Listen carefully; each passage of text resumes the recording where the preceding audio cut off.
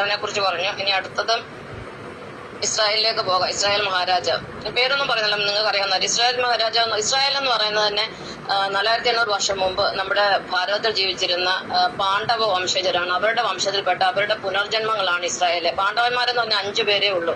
അവര് കുറച്ച് ആളുകളെ ഉള്ളൂ. ഈ 5 പാണ്ഡവന്മാർ മതിയായിരുന്നു 101 കൗരവന്മാരെ അവരുടെ ആളുകളെയും കൊല്ലാൻ. എന്ന് പറഞ്ഞ പോലെ ഇസ്രായേലുകാരും മാത്രം മതി ഈ ഭൂമിയുള്ള സകല അസുരന്മാരെ ഇല്ലാതാക്കാൻ.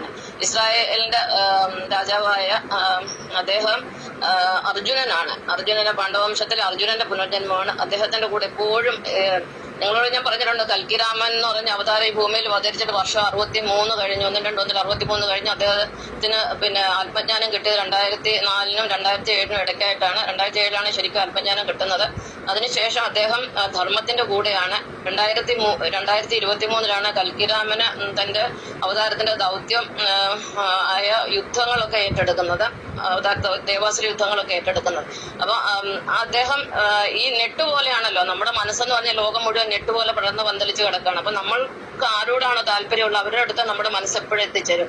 ആ ഒരു മനസ്സിന് ആ ഒരു സപ്പോർട്ട്, അതായത് കൽക്കിരാമൻ എന്ന് പറഞ്ഞത് 2ാം ക്രിസ്തുവാണ്. അപ്പം നമ്മുടെ ഇസ്രായേൽ മഹാരാജാവിന് കൽക്കിരാമൻ എന്ന 2ാം ക്രിസ്തുവിന്റെ പിന്തുണ 100% ഉണ്ട്. ആ പ്രാർത്ഥന എപ്പോഴും കൂടെയുണ്ട്. അത് കാരണം അവർ ആരെയും വകവയ്ക്കത്തില്ല, അവരാരെയും കേൾക്കുകയില്ല. കൽക്കിരാമൻ എന്താ ആഗ്രഹിക്കുന്നത് അത് മാത്രമേ ഇസ്രായേൽ മഹാരാജാവ് ചെയ്യുകയുള്ളൂ. അവർ ഈ ലോകത്തുള്ള സകല അസുരന്മാരെയും തീർത്തിട്ടേ അവർ അടങ്ങുള്ളൂ. അതാണ് കൽക്കിരാമന്റെ ലക്ഷ്യം. അതുകൊണ്ട് അത് ഈ അർജുനനിൽ കൂടെ സംഭവിക്കുന്നതായിരിക്കും. പിന്നെ ഇതാണ് 12ാമത്തെ. ഇനി 13ാമത്തെ മറ്റൊരു കാര്യം പറയാൻ, കൽക്കിരാമൻ എന്ന് പറയുന്നത് മഹാവിഷ്ണുവിന്റെ 6 അവതാരങ്ങൾ ചേരുന്നതാണ്. അതായത് വാമനന്, ശ്രീരാമന്, ശ്രീകൃഷ്ണന്, ശ്രീ ബലഭദ്രരാമന്, മോഹിനി, പിന്നെ ശ്രീ യേശുക്രിസ്തു, ഇങ്ങനെ 6 അവതാരങ്ങൾ ചേരുന്ന ഒരു അവതാരമാണ് കൽക്കിരാമൻ എന്ന് പറഞ്ഞാൽ. മനസ്സിലായില്ലേ? മോഹിനി ഭഗവാന്റെ 12ാമത്തെ അവതാരമാണ്. മോഹിനി, വാമനൻ എന്ന് പറയാൻ കൽക്കിരാമന്റെ ഉയരം എന്ന് പറഞ്ഞാൽ 5 അടി മാത്രമേ ഉള്ളൂ, ഹൈറ്റ് കുറവാണ്.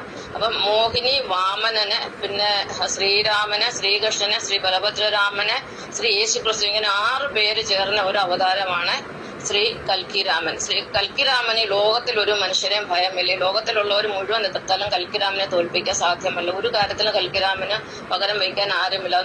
ഭഗവാൻ നാരായണന് മാത്രമേ കൽക്കിരാമൻ ഒരു പകരക്കാരനുള്ളൂ. അല്ലാതെ ആർക്കും കൽക്കിരാമനെ ഒരു കാര്യത്തിലും തോൽപ്പിക്കാൻ സാധ്യമല്ല.